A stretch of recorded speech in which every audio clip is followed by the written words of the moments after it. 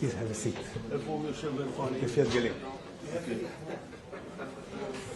Thank you, everyone, for joining us.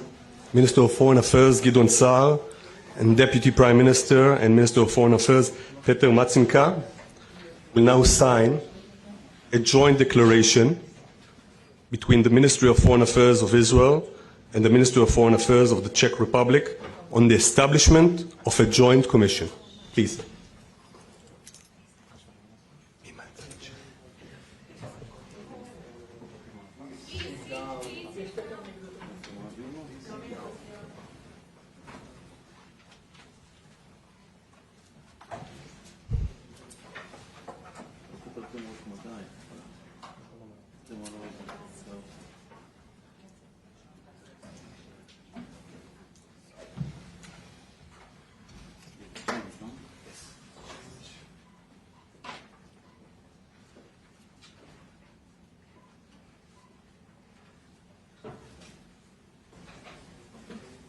Thank you.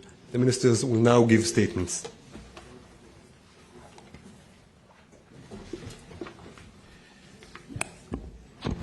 Ladies and gentlemen, it's an honor to welcome in Jerusalem my friend, Czech Deputy Prime Minister and Foreign Minister, Peter Matsinka. Friendship between our nations is deep and long-standing. For centuries, Prague was a center of Jewish life and learning with great Jewish figures such as the Maharal of Prague. Today, it's one of the most popular destinations for Israeli tourists. In 2025, 250,000 Israelis visited the Czech Republic, an increase of 65%. Israelis and Jews feel safe and welcome in the Czech Republic because we know you are friends. We read Kafka and Kundera. We admire the incredible Czech nation's achievements in culture, literature, and science. We appreciate your historic friendship. In 1947, Czechoslovakia voted at the UN in favor of Israel's establishment. When Arab states invaded the young state of Israel in 1948, Czechoslovakia stood by our side. I want to give you something, Minister. Know what it is? It's a Spitfire. It's a Spitfire. You can photo that. That was very important back to 1948. That's yours. Thank you. This Spitfire plane that Czechoslovakia gave us then enabled us to defend our skies in our independence war. As you can see, Minister, our Air Force has come a long way since then. Since our independence, and especially after the restoration of Czech democracy, our relations have been warm and close. Under Prime Minister Babiš, the Czech Republic is one of Israel's greatest friends and allies in the world. I believe, dear Peter, that I was the first minister from outside Europe to visit Prague after your government was sworn in. Today, Minister, we are taking our partnership a step further.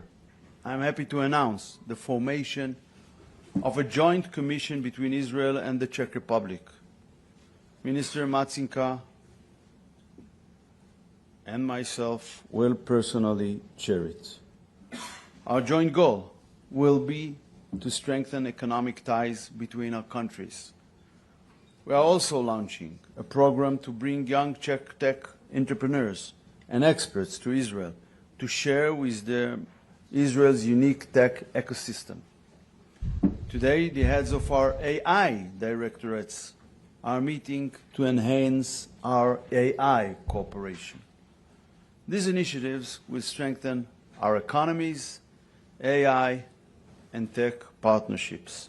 They directly benefit both economies and I told the minister I will come, the deputy prime minister, I will come soon to visit Prague with a business economic delegation to increase bilateral relations on those important dimensions. Dear friend, today we mark Holocaust Remembrance Day in Israel. We just visited this morning Yad Vashem together. The Jewish people is one of the world's most ancient nations.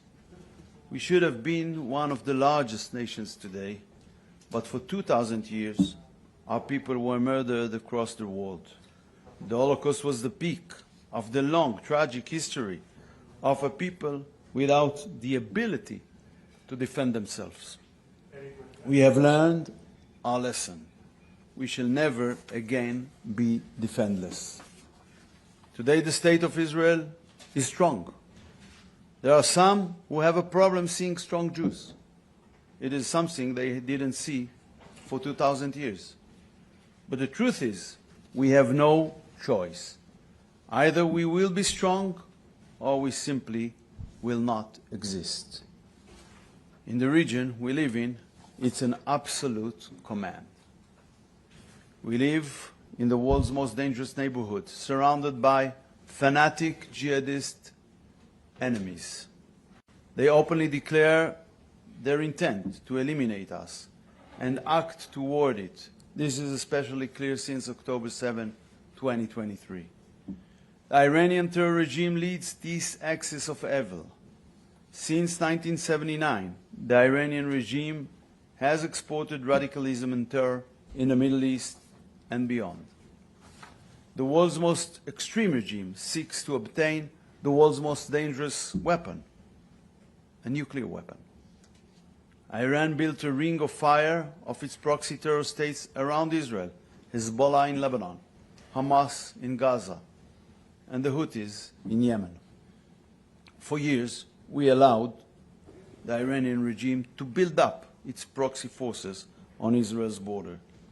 After October 7th, we learned our lesson. We will not allow the Iranian regime to implement its evil plan. We will not allow the Iranian regime to obtain nuclear weapons. We will not allow to choke us through its terror proxy states.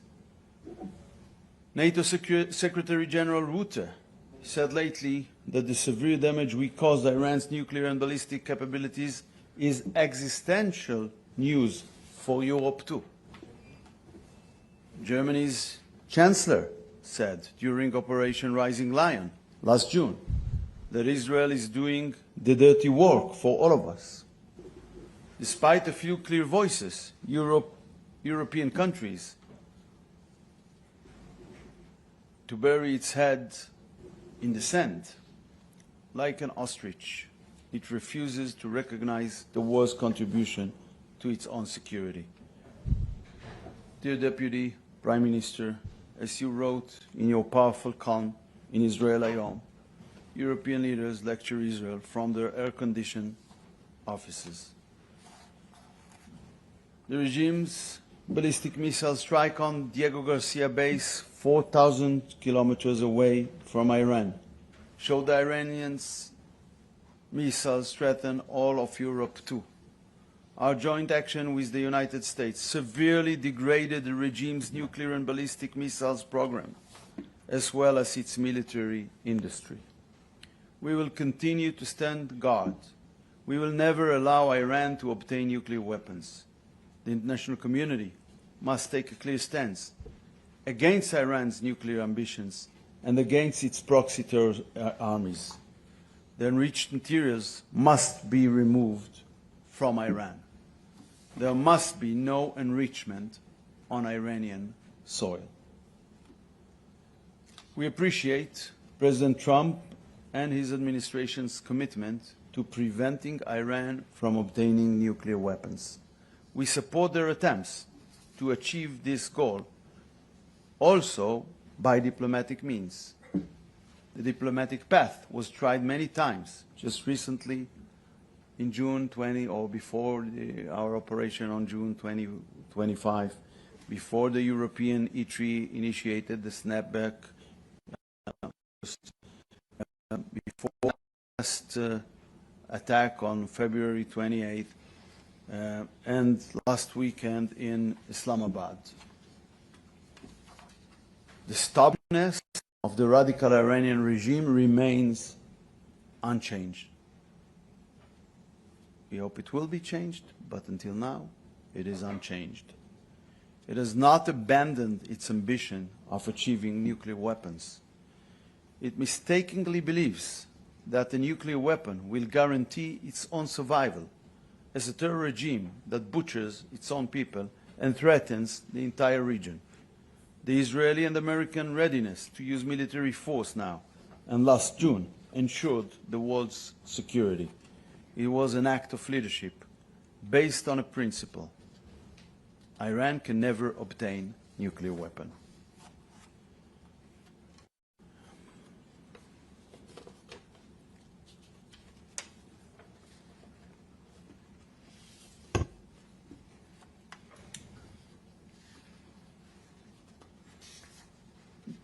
Dear Deputy Prime Minister, during my visit to Prague in January, I invited you to visit our ancient capital. Thank you for returning the visit today. I look forward to working together to strengthen the strategic friendship between Israel and the Czech Republic. Děkuju. Thank you.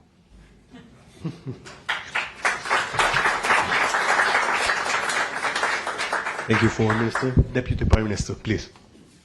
So thank you very much, Gideon. Thank you very much, Your Excellency. You are right that you were probably the first visit to Prague after my appointment to as a Minister of Foreign Affairs from non-EU countries. But you forgot to say that you were the very first Minister of Foreign Affairs whom I talked to via phone after my appointment. So you are my very first contact as a Minister of Foreign Affairs. I always like to be first, and I will check out why I was second in the first. If you were second, I would rather not say that, but I have to say that loudly that you are the first. Yeah. You were the first. So this visit is for me is not only returning the gesture you made that you came to visit me to Prague and in January. For me it's also very important this day, the day when I visited Jerusalem, the Holocaust Remembrance Day. I think it's extraordinary for me, and it was absolutely extraordinary for me to see the exhibition Yad Vashem. I think I would absolutely recommend to everyone to see that. It is also a part of our Czech history, the dark part of the Czech history. So we share this with you. I think everyone should go there and see that, even especially the younger generation. I am also very happy that I was able to bring with me one of the Holocaust survivors on the plane, Mr. Sivor, 93 years old, very active man. I wanted to talk to our press on the airplane, but it wasn't possible because the whole 4 hours flight he was giving one interview after another. Amazing. So that was perfect job that he made our press quite busy. So we had some time to rest.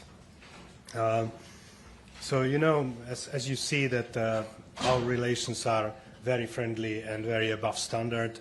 I'm very happy to have a possibility to even improve our relations between our two countries. So I'm very happy that we established this common joint commission, and we can start working, because this commission will be active between the G2G meetings.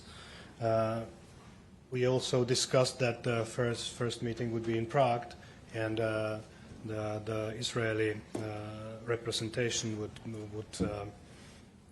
come accompanied by the group of the business people. We will prepare it also in cooperation with our chambers of commerce, the top Czech companies, to participate on the business forum we could open together, because we should always support our companies to make business and then pay taxes. It's quite important for both countries, and that's something we can make for our GDP. For me, this visit is very important also to understand better the situation in this region, to hear it from you, to hear a lot of interesting and important information regarding the situation in the Middle East, and also in the situation in Gaza, because I think that's something that's the Gaza activity is in the shadow of the conflict with Iran. So, but it's also important. So I'm very happy that we had an opportunity to discuss not only the situation with Hezbollah and Hamas, but also not only with Hezbollah and Iran, but also with Hamas and Gaza. We also discussed shortly our positions in the European Union, which is also quite complicated place for Israel. In some respects, it is a complicated place also for the Czech Republic. So I think we share some common positions, and not only in European Union, but also in the United Nations. So I think it was very fruitful discussion, and I'm looking forward to welcome you in Prague. Thank you. On our first commission meeting. So thank you very much. That will happen very soon. Thank you. The ministers will now take a few questions. Yes, please. Hello, my name is Jakub Bříha, CNN Prima News. I would like to ask you, Minister Sár, from what you said, it's clear that there's intent... Can you say who you represent? Jakub Bříha, CNN Prima News. Sorry, Jakub Bříha, CNN Prima News. From what you said, it's clear that there's intent to cooperate financially. I'm interested if Israel is thinking about maybe moving some production of military equipment or weapons into Czech Republic anytime soon, if we can see that happening. It's a good idea. We will discuss it, among other things, in our next meeting in Prague, which will be the first meeting of the Joint Committee, and this is one of the ideas. And for Minister Matsinka, one of the first things that you said when you were taking the office was the intent to relocate the Czech embassy into Jerusalem. Now your ally Israel is at war. I'm interested if now might not be the good time to kind of back up your words with action and move the embassy. And if not now, will we see that while you're still in the office? Yeah, thank you for this question. I think before we came here, I made a bet with our ambassador.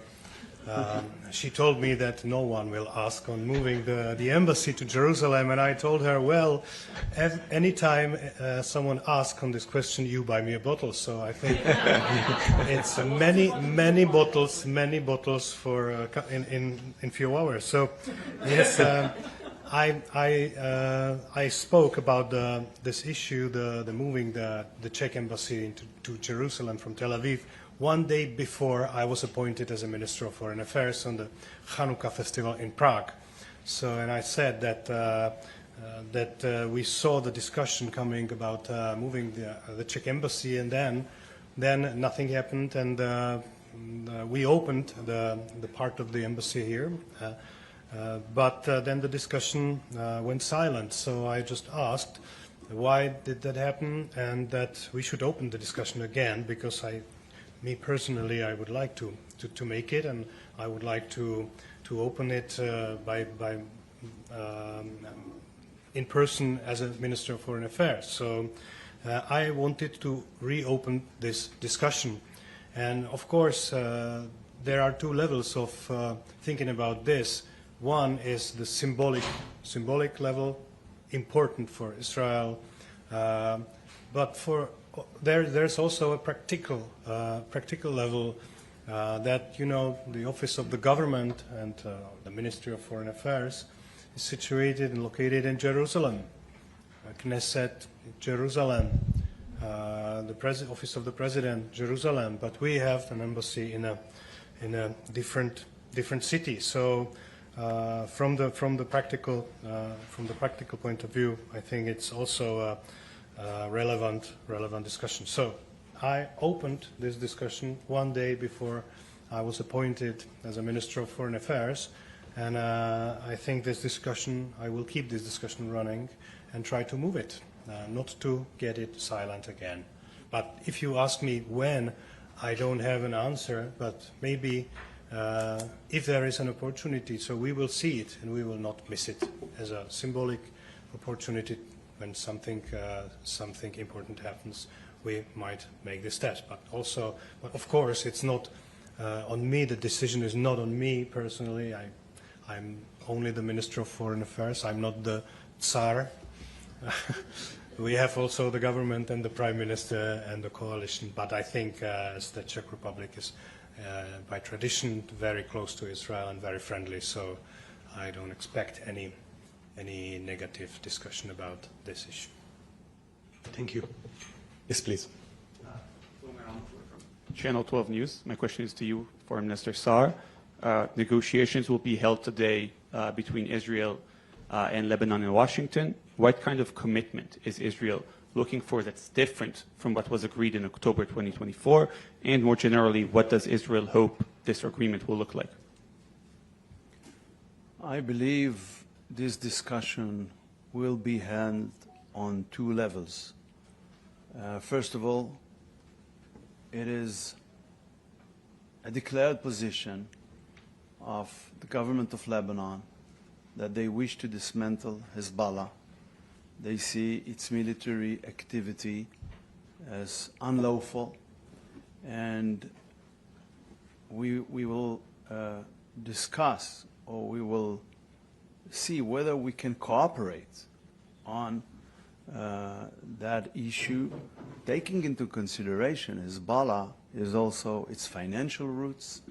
There are a lot of dimensions holding this organization, practically keeping Lebanon under Iranian occupation. And they began on the March the 2nd, when they attacked Israel. It was against the will of the Lebanese government. It was against the will of the people of Lebanon, unless I would say at least the majority of them opposed that. So I believe that,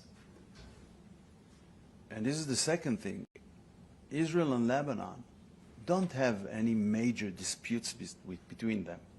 The problem is Hezbollah, and this is the problem we must address. So we can speak about terms of a shelf agreement for the future as well, but always remember the problem for Israel's security is the problem for Lebanon's sovereignty. It's Hezbollah. It's the same problem. And this problem needs to be addressed in order to move to a different phase we want to reach of peace and normalization with the state of Lebanon. Thank you. Yes, please. David Borek, Czech television. My first question is primarily vis-à-vis Minister Saar. The Iranian diplomatic channel, to what extent is Israel afraid of potentially repeating scenario of last year's June, when Israel was basically stopped from further inflicting damage on Iranian regime in this specific moment of history where we are now, the American-Iranian diplomacy. And a question for both gentlemen.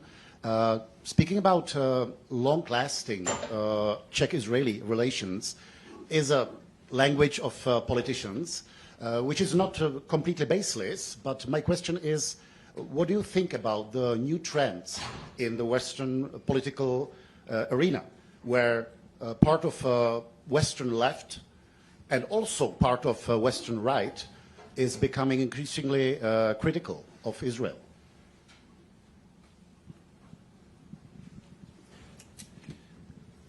With regard to your first question, I believe there is a strong commitment of President Trump and his administration to prevent Iran from reaching nuclear weapon. This is the goal, and the position in order to achieve this goal is to take out the enriched materials outside from Iran and to have zero enrichment on the soil of Iran.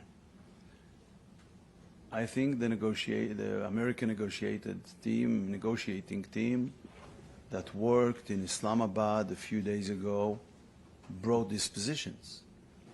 Unfortunately, the Iranian regime representatives were again stubborn on this very issue, and this is why this round was not successful. So we believe there is a strong American commitment as much as it is a strong Israeli commitment. Both parties demonstrated that by actions, not by words, by deeds.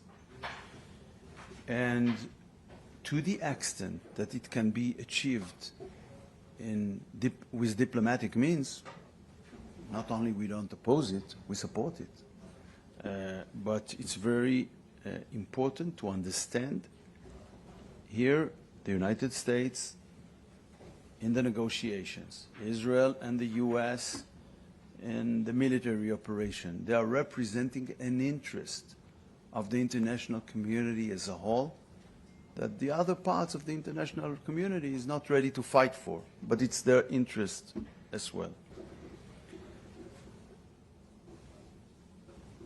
With regard to your second question, I don't think I need to get into a detailed analysis of internal politics in different countries. My basic conception, I think from when I was probably 13, maybe less than that, is that left is a problem everywhere. I hadn't changed up my mind.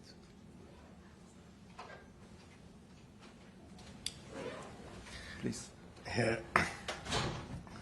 I made a note when you said the left is a problem everywhere. I fully agree. As a chairman of the right-wing party, you know, the problem, you know, it is not any empty or empty saying that there is a long-term friendship. It may be from some parts of the world, but definitely not from the Czech Republic because of the shared history. We saw it today in Yad Vashem.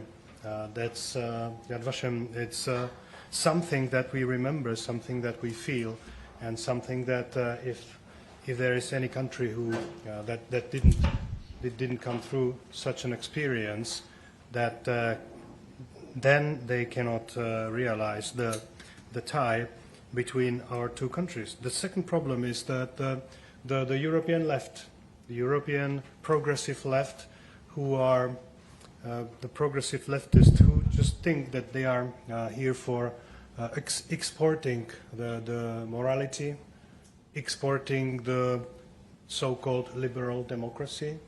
I'm always in favor of using the word democracy without any adjectives, because when you use any adjective, then you can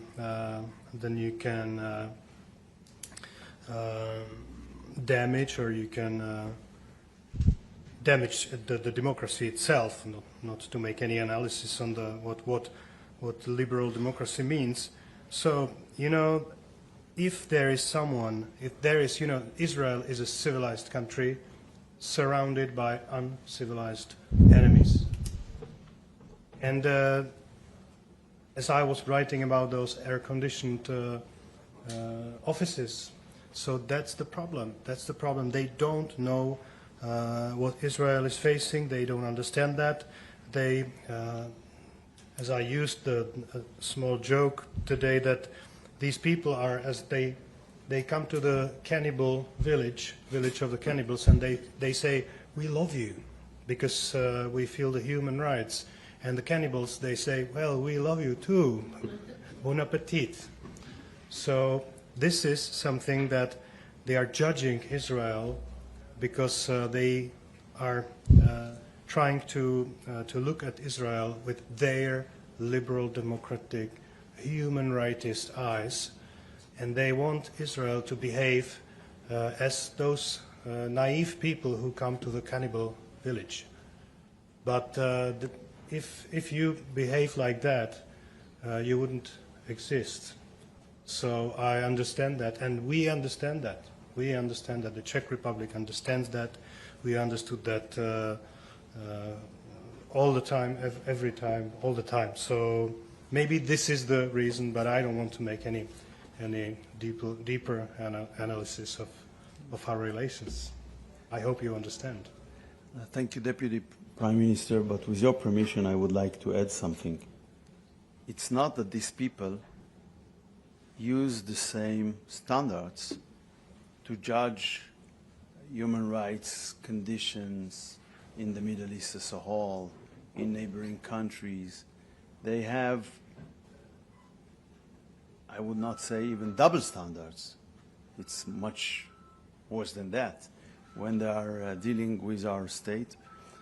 And they also portrayed a fake picture of history, because they portrayed Israel as a colonial project, while we are the indigenous people of this land. That will be shown very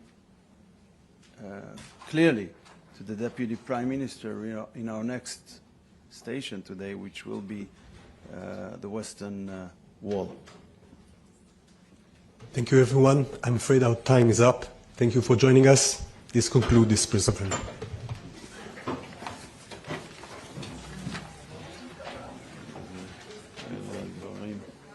שני הדברים האלה אני צריך, כי להשתמש בהם. כן,